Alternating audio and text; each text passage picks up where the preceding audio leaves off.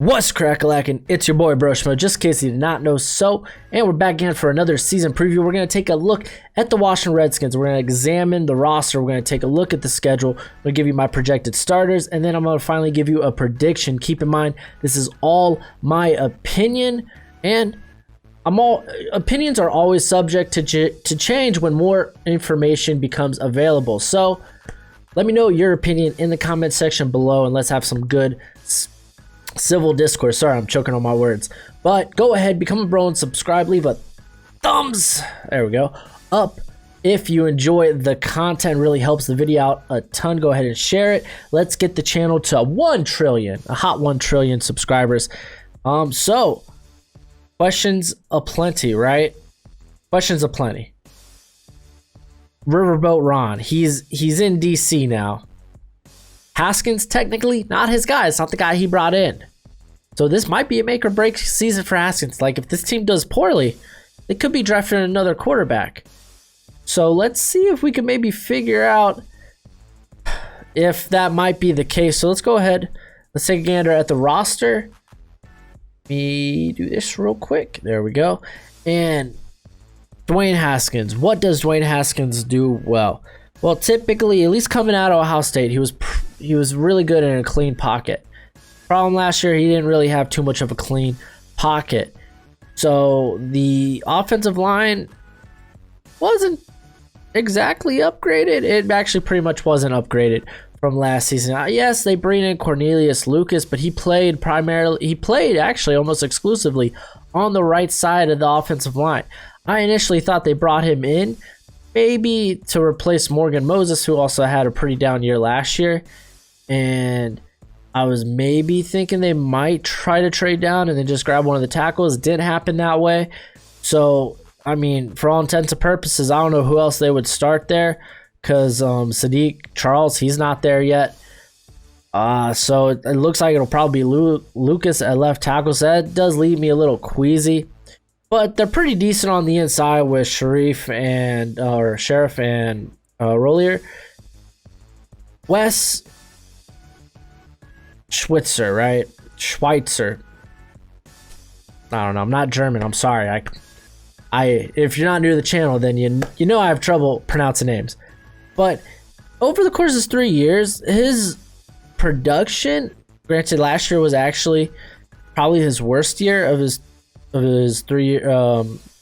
3 seasons, but his production over the course of his career was actually on par with how Eric Flowers played last season. So I don't expect too much of a regression from the interior. I expect the interior line to be pretty good. I just worry about those tackles. So with that said, let's take a look at the playmakers, because I like what they did in the draft. They brought in some playmakers. First, you got Scary Terry. The dude is a monster. One of my favorite receivers coming out in 2019. I think he may have been my wide receiver 5 or 6. I can't recall. But the next thing is, okay, so who's going to be starting opposite? Who's going to be the number 2? Kelvin Harmon. He looks like a sure thing. He's a chain mover. He's more of a possession receiver. I think Antonio Gandy Golden has more of an upside, at least when it comes to being a big vertical threat. But I think those two guys are going to be doing a lot of shuffling between the two when it comes to who's going to be on the outside. In the slot, you got Quinn, but Steven Simmons Jr., he's pretty solid as well. So really, I think that might be an interesting camp battle. Let's talk about Cody Lattimore real quick, because all the stuff going on with him being arrested and charged with, like, I think it was assault and such. I don't know how that's all going to shake out really with him, just because honestly, if you want my opinion on the matter, you got to feel for the guy a little bit, just because of the situation. Like, I want to see his specific charges real quick, because if you don't know, the reason why he popped off, right, was, let's see,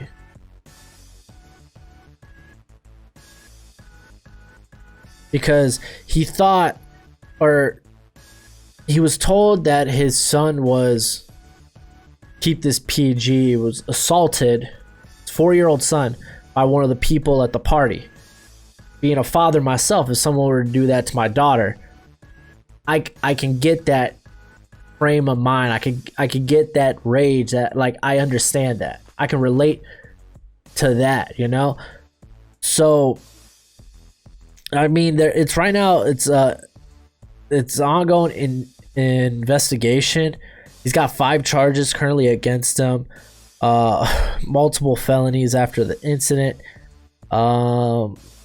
They are specifically, he's facing charges of assault in the 2nd degree, medicine, illegal discharge of a firearm, prohibited use of weapons, and reckless endangerment. So basically all stemming from basically wielding his firearm. So, I mean, yes, if we're talking about, if you're thinking about it logically as just a normal person, you'd be like, yes, there's a better way to take care of that. Like, better way. As a father, I totally understand. I would borderline want to end the existence of somebody if they did that to my daughter, and it was his son in this instance. So it's gonna be something I'm gonna be keeping bit of a eye on, but I don't think he would have been really much. To make a long story short, I don't think he would have been in the mix much when it comes to starting lineup. I think the guys we're really going to be seeing is going to be McLaurin, Harmon, Antonio Gandy Golden, Quinn, and Stevens. And then keep in mind, going to the running backs now, Antonio Gibson will be, I think he will be used outside, because the guy's like 6'3". He's not exactly the cleanest route runner, but he's a running back with really good receiving skills. So they could use him in interesting ways. Like I said, they got Haskins playmakers here. And we'll get to the running back position, because that's a mess, like in a weird way. But they also, Jeremy Sprinkle, I know they're really high on him going into this season. So I don't know, maybe they're seeing something I don't know if he's a tight end 1, but they did sign Thaddeus Moss, but I think he's more of a traditional tight end 2, because it's not like he's very explosive. You might be like, oh, he's got great after the catch ability. He's good at making guys miss, but when it comes to his acceleration, it takes him a long time to get going. So I don't think it'll be very similar in the NFL as it was in college. Richard Rodgers, who's kind of a veteran at this point, he's kind of a journeyman. So not too much at the tight end position, I think, going on right now. But looking at running back, Darius Geis, hoping he doesn't get hurt. Adrian Peterson, somehow finding the fountain of youth to some extent. He's not nearly as effective as he used to be. Bryce Love now healthy. Is he going to play a role? They brought in Peyton Barber. So very interesting on offense. They got some options. This offense, while you look at it and it doesn't look impressive, it's not like it looks bad. So let's take a look at the defense. Montez Sweat, I think he's kind of the odd man out right now, because your starters, they're playing a 4-3. They might end up playing more multi-D, but it sounds like they're just gonna play a 4-3, because I know Ron Rivera, he wanted to play more of a multi defense, like show multiple fronts, but it didn't really quite work out that way in Carolina. But it sounds like they're going to just stick to a 4-3. So Ryan Kerrigan, Chase Young, those are your guys. What I think is going to be used more as maybe a situational rusher, kind of let him develop a little bit more, because it's not like he's got a huge toolbox of pass rush moves. He's got a 6-swing move, and then what? So it's not like it's a bad thing letting a guy develop. Then on the interior, I feel like Jonathan Allen is the odd man out here, because Matt Ioannidis. Oh gosh, I practiced this right before I got on camera too. Our boy Matt, probably the best of the interior the interior defensive line here. Deron Payne is pretty solid in his own right. Jonathan Brown just kind of seems pretty lackluster, and at least at this point. So I think he's, like I said, the odd man out. He's might end up being a rotation guy at this point, but that's still a very scary defensive front. And then you look at the linebackers, and it's interesting, right? Follow me. Thomas Davis, he's probably going to be your middle linebacker. I don't know if he's really a 3-down guy anymore, but they got a plethora of guys that they can really pick up. Got John Bostic. Pronunciation, man, it's killing me today. Sean Dion Hamilton, he's kind of more of a coverage guy, very, very good athlete. Reuben Foster coming back, hopefully healthy, fully recovered. Cole Holcomb, he's kind of similar to Thomas Davis as far as not really a 3-down player. Kaliki Hudson, he's a developmental guy though I really like. He's kind of my favorite because he had a banger of a year last year. Kevin Pierre-Louis, a very good signing here by the Redskins. Honestly, I expect him to see the field a lot this year. And then the secondary, I will say this, the secondary is improved, kind of, sort of. Follow me on this. Ronald Darby, I thought was a very good pickup. It's minimal risk, big reward. We know Darby, we know his potential. We know this guy can be a really good corner. Just he really has struggled with injuries. So I like signing him, bringing him in on a 1-year deal. Then you have Fabian Moreau, who I've said some stuff about Fabian Moreau, and I'll stand by what I say. I don't think he's a great corner. I think he's solid. He definitely did play better when put onto the outside, but I want to see that for more than 4 games, So I think having the larger sample size of this season is very important, and if it could turn out really, really good if it ends up all coming together for him. Kendall Fuller, I anticipate that they're going to put him in the slot. He played a lot of single high there at Kansas City because he was really struggling to play in the slot there. So they could use him there at free as the single high, but they brought in Sean Davis. They have a couple of other options there at slot if they really want to. Jimmy Moreland, Aaron Colvin, who I know hasn't really been relevant for a couple of years, but he's a pretty decent slot guy as well. So there's a lot of interest there, in my opinion. Carmen Curl, who's a guy out of Arkansas, he could play safety, he could play corner, so got a guy with versatility there. So it's not like it's all bad. I think it looks a little better coming into this year. Landon Collins, he's going to be in your box. He's going to be racking up them tackles. I don't think he's much of a rangy safety. That's what really they're bringing Sean Davis in. So hopefully, the problem with Davis was in Pittsburgh, they kept really flipping what role is he going to play. So he never really got the opportunity to learn one position and try to learn it and learn it well, He was always asked to do just learn just a plethora of things. So I think him coming in and being able to focus on doing one thing and one thing correctly is a positive thing. So I think it would work better with him as the single high. So let's just go ahead and let's take a look at the Sketty. And man, Washington, this is going to be rough. Because I like them, but it's a tough schedule. Having to face the NFC West.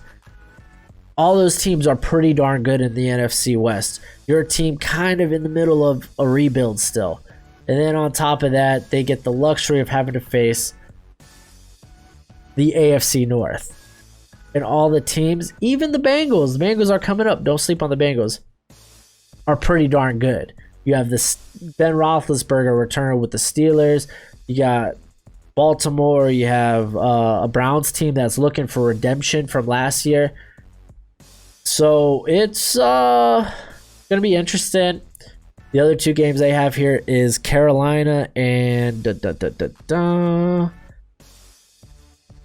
Carolina and I can't make out what the other Detroit. There we go. So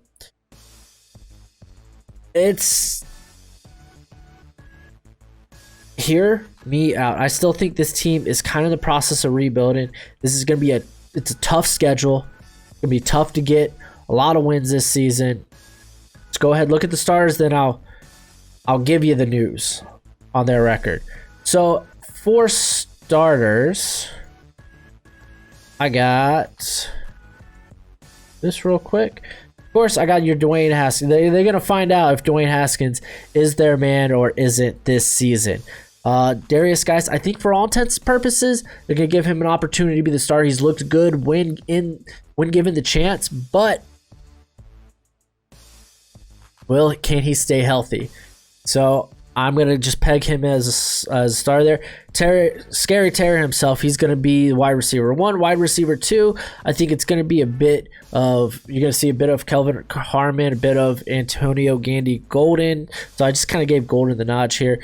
In the slot, Trey Quinn, I gave the notch, but honestly, Steve Simmons, Sims, there we go. It can go that way. For all intents and purposes, it sounds like Jeremy Sprinkle will be the starter at tight end. So I left him there. Then you got Lucas, you got West, you got Rollier, you got Sheriff and Moses there on the line. So looking very similar outside of left tackle and left guard. Not necessarily, I don't think they necessarily got better on the line. But they could have. They honestly could have. We'll see. But on defense looking good, looking strong. Ryan Kerrigan, Payne, Matt. That's right, Matt. I ain't even trying. And then Chase Young there on the defensive line. Keep in mind, Montez Sweat, Jonathan Allen are kind of rotation players in this, so very formidable, very scary line. Thomas Davis going to be there at linebacker. And y'all heard me talking about, I loved how Kevin Pierre-Louis played last year. I think he deserves an opportunity to be more than just a backup. He deserved to be a starter. When given the chance last year in Chicago, he knocked it out the park. As for the secondary, I got Ronald Darby, Fabian Moreau. I anticipate Kendall Fuller to be there in the slot, and then Sean Davis and Landon Collins there in the safety. Okay, so let's talk about how I think they're going to do. Like I said, I still think they're in the middle of a rebuild. It's a very tough schedule. Dwayne Haskins, he had his ups, but there were more downs than ups last season. On top of that, I mean, this isn't Riverboat Ron's guy. So I'm just going to anticipate that they're going to be in the Justin Fields, Trevor Lawrence sweepstakes. I'm going 3-13. I like a lot of what this offense and I like what they've done, how they've assembled this team. I just still think they're a year away of being really competitive. Dwayne Haskins, where it's like, oh, we should really give Dwayne a chance. Even if we get a top 5 pick, that's nonsense. He's not the prospect that Fields or Trevor Lawrence is. If they have an opportunity with those guys, you get one of those guys. It just is what it is, and I think they'll be in the running for one of those guys. But that's it for the video. Go ahead, let me know what you think in the comment section below. And as always, till next time, you be easy, my friend. Later.